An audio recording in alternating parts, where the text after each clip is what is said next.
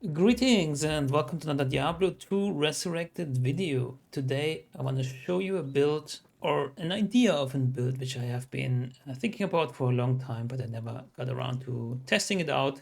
And it's still kind of in its infancy, but I still want to show you where it's at right now, and maybe with your input in the comments as well, we can make it better. And it is the Throw Assassin. So I was thinking about maybe throwing is better than Blade Fury in some sense, because throwing is faster, you can switch targets faster, you don't have to have this wind up that you have with Blade Fury. And there are pretty decent weapons that you can throw that are not bad at all and have decent damage. And then you can mix in also the Blade Sentinel for more damage even. So we're gonna test this out right here, or rather I'll show you where I'm at with this kind of a deal right now. So as for the basic gear, I'm testing different weapons. War Strikes are pretty good. Gimmer Sheds are also pretty good because they add a lot of elemental damage. These Graphlights, Gargoyle's Bite, and Demon Arcs are okay. The problem is that then your trap laying is pretty slow, especially with Graphlight, although Graphlight has the highest damage. The throwing is fine, throwing speed is fine, but your trap laying is a bit slower. And then I got the Wisdom for now because it has piercing attack. It really stacks nicely with the piercing attack of War Strike as well. I got Duress. Of course, the higher end option would be Fortitude, although I kind of like the chance of crushing blow on this and I mean, this also has all res, so it kind of depends, of course, how much wealth you have. If you have a duress, if you have a fortitude, there's something to work up to. Of course, fortitude will always be better in overall damage and survivability. I got Atma's Scarab because amplified damage is really nice to have, especially against like these pesky physical immunes. If you encounter them, then has some bonus attack rating. Then I got Lance Guard. I was previously toying around with Phoenix, but I wanted to use Death Sentry, and then of course Phoenix gets rid of all the corpses, so you don't have any for Corpse Explosion anymore. But in overall damage, if you're just focusing on the throwing part, which I think is not a great idea because it's a bit lackluster, but we get to that in a second, then Phoenix would of course enhance your damage significantly. So Lance Cut also gives me a Deadly Strike, and then I have a 40% ED jewel in here. So it still gives us a bit of a damage boost right here. And then I got Shadow Dancers, mainly because of the 25 to Dexterity, which is huge. Of course, you could also run with Gore Riders as well, but Dexterity is a pretty important stat because of the attack rating issues that are kind of present if you don't stack up some decks and other things. I got Bulkator's Wedding Band, which actually probably want to change out with some dual leeching. It kind of depends on the survivability that we are facing. Mostly you are fine, but you want some life leech somewhere. If you run Phoenix, then you can of course use Bulkatos as well. Then I got the Razor Tail for more piercing attack. So overall this is 33 and 33 is 66, and then this 50 puts us over 100%. If we're using a different weapon, then we only get 66% piercing. Then of course the Raven Frost, because of the huge attack rating dexterity, cannot be frozen. We also already get from Wisdom actually, which is kind of neat. Makes it like it's not like a pure budget build or something. I'm probably gonna try to work around or work out a kind of budget version of this, because if we go to the charms, you will see that it is high-end charms, which is not necessarily needed. But other than that, I think the basic gear is not that expensive. War Strikes, Ethereal War Strikes might be expensive, but you can also go with Gimmer Shirts actually. And then Laying of Hands, it's just a staple. It gives us huge fire resist, gives us increased attack speed. Also thinking about Steel Rend, but if I'm facing demons, then I want a 350% extra damage. And then, as mentioned before, yeah, the skill is a bit out of this world. Don't mind the plus to life. We really don't need that. Plus to traps is kind of nice, since we are using Blade Sentinel and Death Sentry. More to that in a second. And then, of course, Torch and Annie. These are maxed out. They don't need to be maxed, but of course it helps overall. And I would actually emphasize plus to attributes than resistances, because if you're using War Strike, you could actually get away with using Bait as well, pushing your all resistances. It's kind of neat actually. Also like reduces the curse duration as well. And then I got like all res charms, and don't mind the perfectness of this with the better math. You don't really need that. I just put it. Yeah, of course I used hero editor.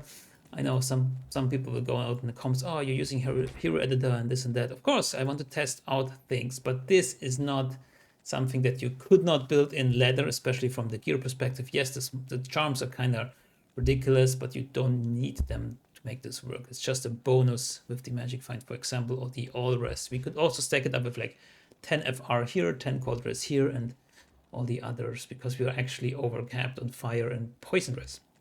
And again, you could also use fade, depending on the weapon. Then the attributes, this is kind of a bit unusual. I got a lot of strength because of Shadow Dancer. So if you are opting to go for Go Riders, you actually save a lot of strength that I would recommend to put in Dexterity. I actually have 210 in Dexterity, since it gives us a lot of attack rating. So this is kind of neat. We need attack rating. And then the rest in Vitality, which you kind of don't need as much. I mean, we need to see how it works out. I do have CTA and Spirit in the offhand.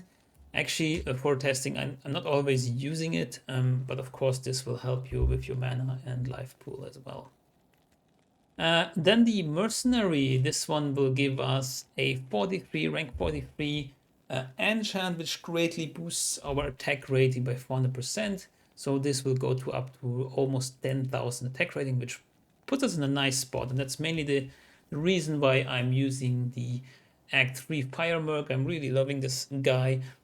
You could use Act 2 Blessed Aim Merc and then give him like a Pride to boost your damage, or a Reaper's Toll, and then change the Atmas to like High Lords or Maras, depending on your needs. So this is also very viable.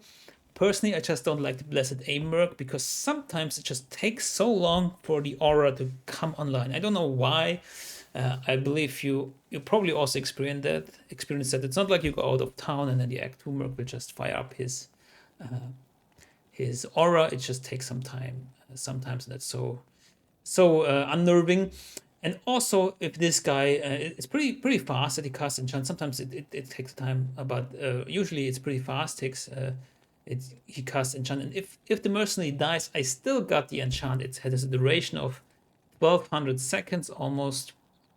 So like what is that? 20 minutes or so. And yeah, so that it will last your game easily until you make a new game.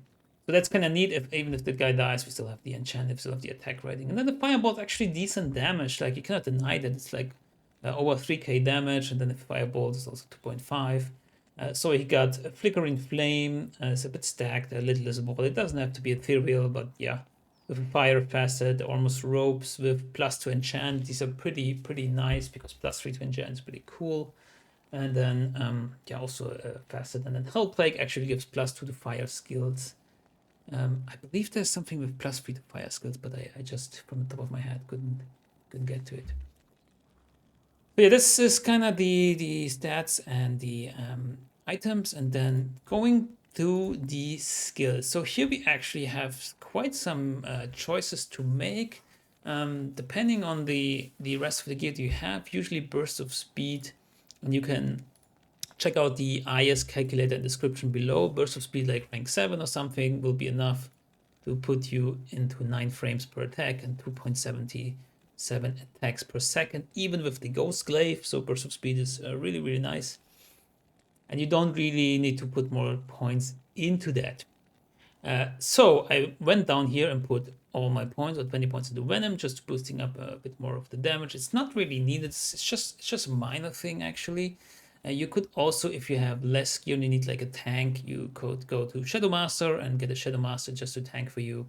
And of course, Cloak of Shadows is very nice overall. Martial Arts, we have nothing. And in traps, I opted to go the whole Blade Fury, Blade Shield route, because I'm actually using Blade Sentinel every now and then, like in between. But why not? I mean, the Blade Sentinel is moving along, and then I can like throw. You will see in a second when we get to the gameplay. And of course, I can also use my Blade Shield. And then I'm using Death Sentry, which here is the rest of my points, which is only 14, and I only have 1 in the Fire Blast, so it's not like optimal. And again, contemplating putting things points out of Venom putting him into Death Sentry for more radius, and then a bit into Fire Blast for more, what do you say, shots?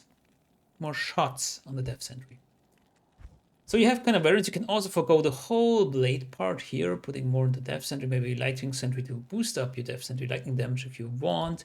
You could also get Venom and Shadow Master, so it's kind of a bit depending on your playstyle. But I do like Blade Sentinel. Alright, enough talking. Let's get into business. We're going to the Frigid Highlands. We're actually at players 1, I think. Yeah, it's just a players 1 right now. I don't think this can do players 8, to be honest. Not in this kind of gear. And then yeah, basically you can use CTA. It doesn't really need to. And then just go up here and get one Blade Sentinel going and just throw. You saw, like, in the first seconds that we are not really hitting well, and then we got the enchant buff, and then it was no problem. So right now, for example, we got 9.7k and it's like 93% chance to hit these guys, which is pretty decent.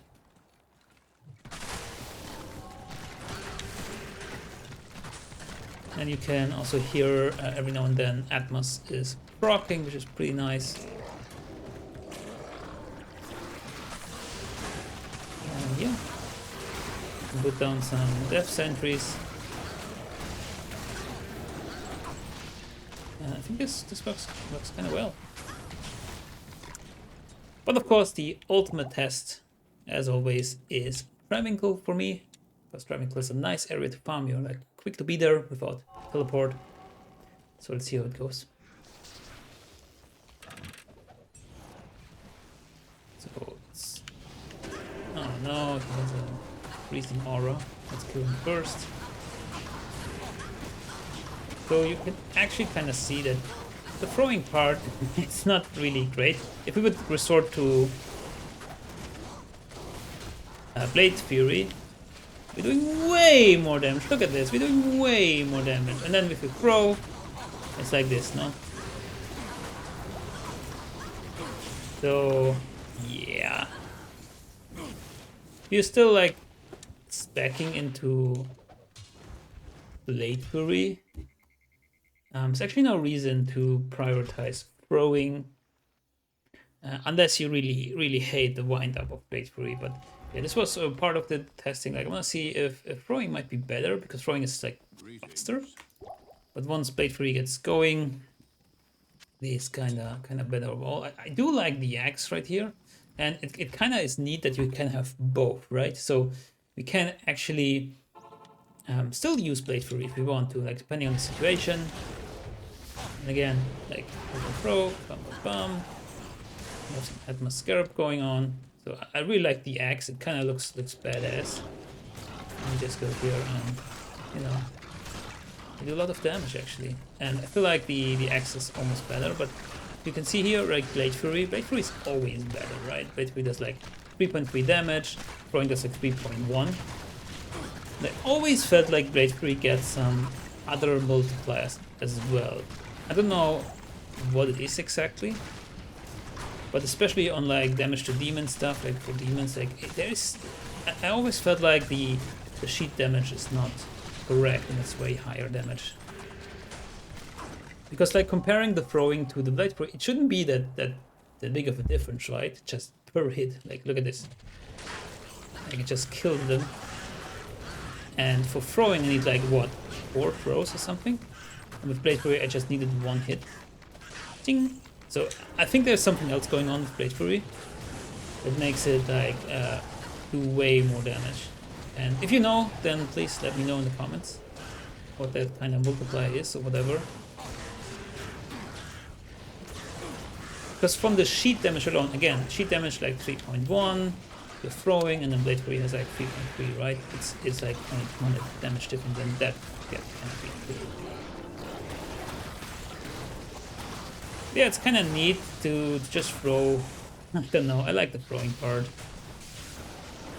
But as it turns out, aside from coming online faster, right? So you can just throw, you can just do Blade Fury. Once Blade Fury is going, it's faster, but the first like 2 seconds, of course, you like take a pause. You're like, choop, one, it's like 1 second, and then throwing is like, choop, choop. It's just going.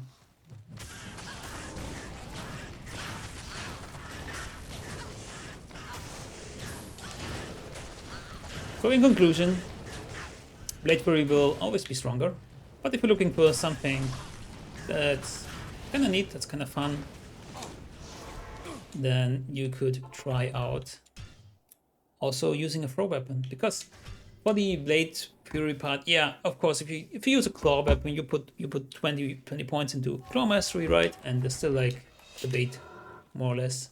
If the attack rating like sticks or something, you could use a different mercenary, and then we're like in players 8 territory. But if you're just throwing around in players 1, you know, again, like we can just use the Ghost Glaive.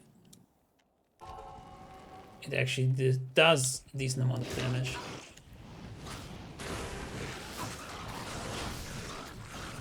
But then again, if we use Blade Fury, it's way better.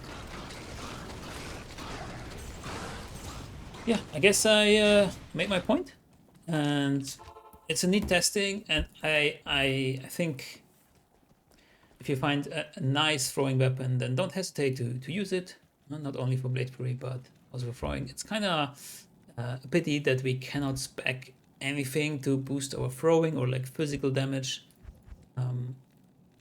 But yeah, only physical things like really like Blade Fury stuff, and of course, like we're not talking about martial arts. We're not using like a finisher or anything. But yeah, there you go. This is about the throwing assassin, and yeah, checking out if it's better than Blade Fury, which they can coexist, and you can use both, and it's kind of neat. It's not. I thought it was worse, so it's better than expected. Let's say like that, better thank you so much for watching, and see you in the next one. Good luck, have fun, and goodbye.